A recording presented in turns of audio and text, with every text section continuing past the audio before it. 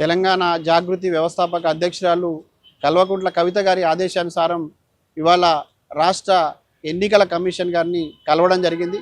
తెలంగాణ రాష్ట్రంలో మున్సిపల్ ఎన్నికలు జరుగుతున్నటువంటి సందర్భం లోపల రాష్ట్ర ముఖ్యమంత్రి ప్రజాధనాన్ని దుర్వినియోగం చేయడమే కాకుండా ఓటర్లను ప్రభావితం చేసేటట్టుగా ఓటర్లను మభ్యపెట్టేటటువంటి చర్యలకు దిగుతున్నారనే విషయంలో ఫిర్యాదు చేయడం జరిగింది. ఎన్నికల కమిషన్ అధికారి ఇవాళ చీఫ్ సెక్రటరీ గారికి లేఖ రాస్తామని హామీ కూడా ఇచ్చినారు.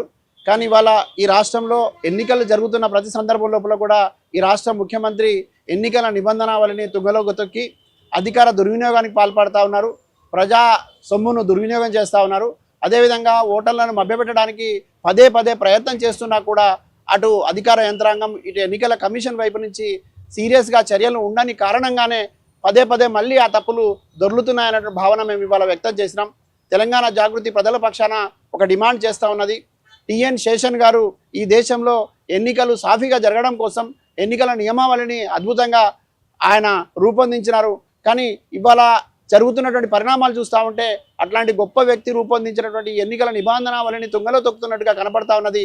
దయచేసి ఎన్నికల కమిషన్ సీరియస్గా వ్యవహరించాలి, దీన్ని తీవ్రంగా పరిగణించాలి. గత సర్పంచ్ ఎన్నికల సందర్భంలో కూడా ముఖ్యమంత్రి గారు అధికార దుర్వినియోగానికి పాల్పడ్డారు, ఓటర్లను ప్రభావితం చేసినారు. వాటికి సంబంధించినటువంటి సాక్ష్యాలు ఆధారాలను మా అధ్యక్షురాలు కల్వకుంట్ల కవిత గారు స్వయంగా ముఖ్య ఎన్నికల అధికారి గారిని కలిసి మరి చూపించి వెళ్ళారు. అయినా ఇవాళ ఫలితం కనపడడం లేదు. ఇదంతా చూస్తూ ఉంటే ప్రభుత్వం కనుసరణలో ఎన్నికలు జరగకూడదు, ఎన్నికల కమిషన్ కనుసరణలో ఎన్నికలు జరగాల్సిన అవసరం ఉన్నది. ప్రజలను మభ్యపెట్టేటటువంటి వారిపైన చర్యలు తీసుకోవాల్సి ఉన్నది. బాధ్యతాయుతమైనటువంటి ముఖ్యమంత్రి బాధ్యతలను విస్మరించి వ్యవహరిస్తున్న తీరు ఇవాళ మొత్తం యావత్ ప్రజానికం తప్పుపడతా ఉన్నది.